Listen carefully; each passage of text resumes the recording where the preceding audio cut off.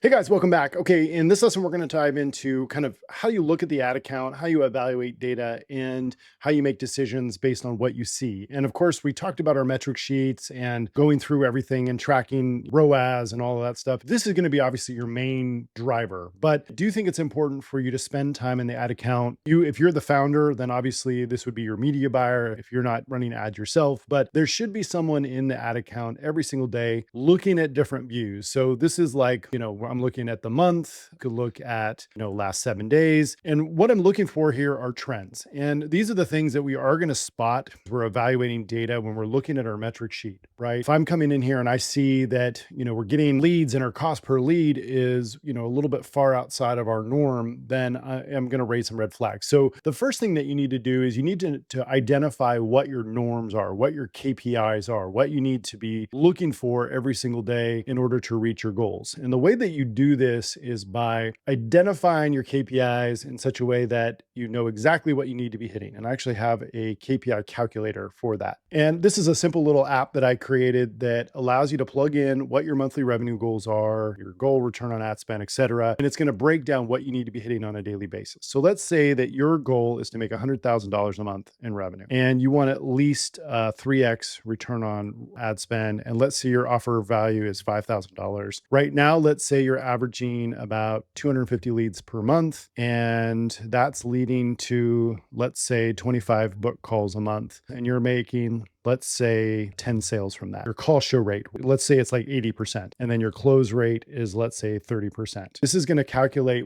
how much you need to spend, how many leads you need to generate every month, and there's even a daily toggle on here. So you can see here with this offer, you could be spending $40 cost per lead in order to get this kind of result. Now, the reason is because of the show rate. If you were to go with average numbers, which this is 10% apply rate, and average show with ads, let's just say is 50%, close rate is now, let's see, you can see what it does is it affects your cost per lead. Okay. And your cost per book call. But this is a pretty good indicator of what you need to do. Now, maybe you can say, well, gosh, I can get leads for a lot cheaper than that.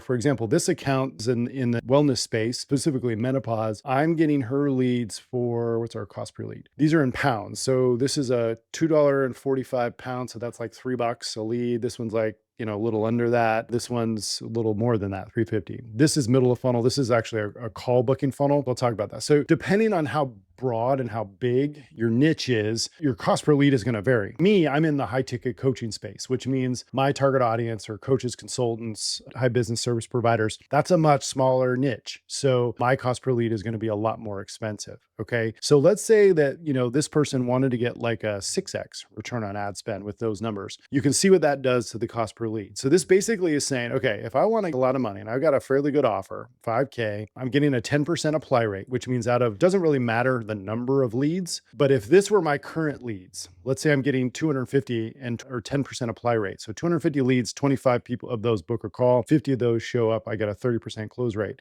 In order to make 100 grand a month, I need how many leads monthly? I need 1,300 leads a month. So I need to 4, 5, almost, like 6x my production in order for me to hit that mark. So hopefully this makes sense to you. You're starting to understand, okay, am I hitting my numbers? And that's why I created this app, is to help you. It's free. Don't worry. I'll drop a link to it down below. It's 100% designed to help you make decisions on, am I doing the right things? Am I getting the right numbers to be able to reach my goal? The other thing to look at here is my cost per book call. So this is 125. And so this is my client. This is our middle of funnel campaign. This is all going back straight to a VSL page where people can book their call. We're getting book calls for like 26 pounds. So like $30, which is really, really good. Okay. This is an ad account that I would love to scale. She makes a couple $300,000 a month, about half of that from ads, gets a good 10x return on ad spend. She's totally happy with that. She doesn't want to scale anymore with that right now. And that's totally fine because she's got a great system, very consistent, works really, really well. My point is, these are the things that I'm looking for. I'm calculating what she needs to hit in order to reach her goals. And I know exactly what I need to be hitting in terms of, my cost per book call, that sort of thing. So this is where I'd recommend that you start. Get an idea of what your KPIs are, okay? And then every day when you're looking at your sheets, when you're looking at, your trends in your ad account, you can start to see, well,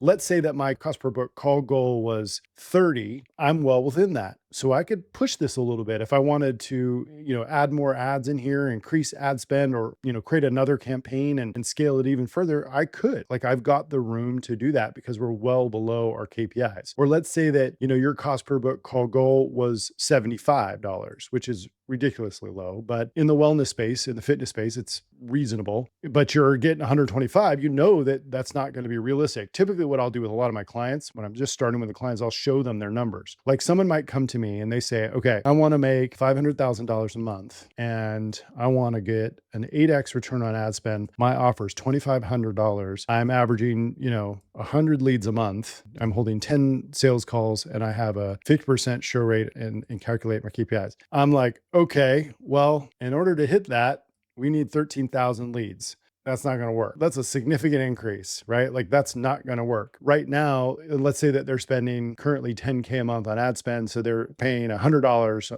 per lead, right? Essentially, they need to get down to $5. That's not realistic. That's not going to work, right? So I might say to that person, okay, let's dial it back. Let's start here. Let's get you to a 4X. Now we're starting to work. We still need a significant more number of leads. But if I'm running ads in the fitness space, for example, like a $2,500 offer, 3K offer, that's probably a fitness offer. A $9 cost per lead is reasonable. A $94 cost per call is reasonable. At this stage, we just need a lot more volume. Okay. So even if they're getting, 2,600 leads and they're getting 260 calls, right? Nothing changes, right? So it's still a 10% apply rate. So these are numbers that I can work with. Now, when it comes to, making decisions in your ad account and what to do and what levers to pull, that's the purpose of this training. It's being able to identify, okay, what's the most important thing? Well, I tell you, work backwards. Your return on ad spend, right? Your goal is to get a certain level of return on ad spend. Well, am I making sales? That's the first question. If you're not, all right, well, what's my cost per book call? If your cost per book call is outside of the normal range, it's probably because you're not getting enough, or the quality of leads are not dialed in enough, or, and this isn't necessarily related to ads, something's broken in your funnel. Remember, there's a lot more that goes into running an ad account than just pushing buttons and targeting, right? There's an ecosystem. Remember the elite marketing ecosystem? There's a whole bunch of stuff. Your offer has to be dialed in. Your lead magnet needs to be solid. You need to have nurture. You need to have reactivation strategies like a middle of funnel. And there are things that go into place, right? So I'll take you through a real life scenario.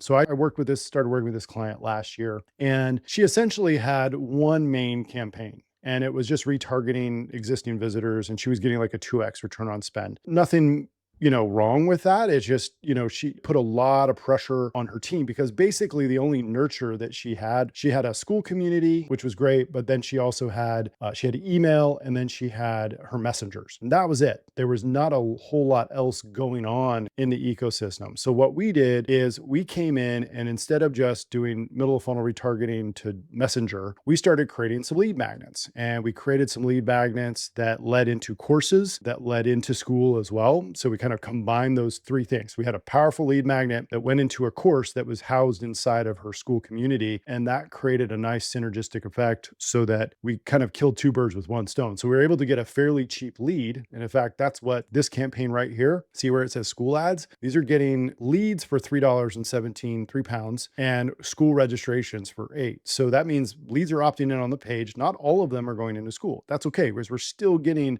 a very good cost per lead. But all of these leads at a very cheap price are entering our marketing ecosystem. And this is a very successful campaign. It's been running for a long time. And then inside of this, we have targeting and stuff in our ads. And I'm not going to get into, the details of that because this is private. This is a person's account. So, but I did want to show you the way that I make decisions, the things that I look at. I'm not getting the sales, and I'm not getting a good cost per call. I'm not getting sales. I need to make a change. And one of the things that I was getting at, kind of circle back here, real life situation, when we started working with her, she didn't really have much of a self-booking process. It was all on her messaging and set her team to follow up with people and just what they were taught. It's kind of the old school method. She didn't have any of this stuff in place, or a lot of it in place. So what we added, the courses, we added some more in terms of like reactivation, 2 steps and reoffers. We added in live events. We added in a VSL. That's the middle of funnel, the core middle of funnel. I mean, imagine being able to get book calls for £30, $30, $30 US. I mean, that's just crazy. She has now, and this took a while to evolve the lead quality and the account, but been very consistent, anywhere between 8 to 10x in return on ad spend, with like 12 to $15,000 a month in ad spend. So very low ad spend, but a really healthy pixel, really healthy lead account. And I like to use this as an example because it's not the offer, it's not necessarily the lead magnet or the pages and all that stuff that you want to try to mirror. What it is the strategy and the overall way that you set up your ad account. This is set up with a very specific one main ad campaign for top of funnel. The rest of these are more middle of funnel. This one's like just a little testing campaign, but then there's the core middle of funnel. And this works really, really well to bring a full marketing ecosystem as far as you can take it with ads. Could there be more? Yeah. In fact, I'm trying to talk this client into spending more. She just doesn't want the hassle and headache of growing a huge team. She's making a ton of money. Her ROI in her entire business is like 25x what she spends on marketing. So why would you, maybe not that high, but it's significant, right? She's getting 10x just on ads, and she's making double the sales in organic. So yeah, like 20x. I mean, that's crazy, right? Now, everyone would love to be like that, but you don't need to be. If you're just getting after a 4x return on ad spend, use this KPI goal calculator and it'll show you like what you need to be hitting every single day. And if you're getting outside of these numbers from what you see on your metric sheets, from what you see in the ad account, you need to start making adjustments. And that's where Elite Marketer Academy comes in. And really how you want to use Elite Marketer Academy is making sure that you're learning how all this crap works together, right? Because it doesn't need to be all that complicated. It looks complicated because it looks like there's a lot. It's just getting it set up, right? And then being able to adjust and test as you need to, being able to create things that you can implement quickly and test new ads and new data. And one of the secrets to being a good media buyer is letting the data be the guide. Okay. And not guessing. And that's hard if you're just starting out. It's also hard if you have a really messy, complicated ad account, because over time you can really start to train the pixel in a bad way. If you've done too much testing and you've gone too many bad directions, it's really, really hard to launch something and let it spend, and you don't feel like you're getting a result from it because you have a tendency to want to turn things off, turn them back on, turn things off, try something else, try something else. You're trying to get something to land. That worked 3 years ago or 2 years ago. It doesn't work anymore. The algorithm inside of Meta is much slower. It's a lot more like Google now. It takes 3 to 7 days for something to start to learn and start to get educated about who exactly it's right for. And it's a very slow, methodical process. So it can be a little scary as you're spending money on this stuff. So there you go. I'll drop the link to the calculator down below and give you an opportunity to kind of play with it. All right, guys, thanks so much. I'll see you in the next one.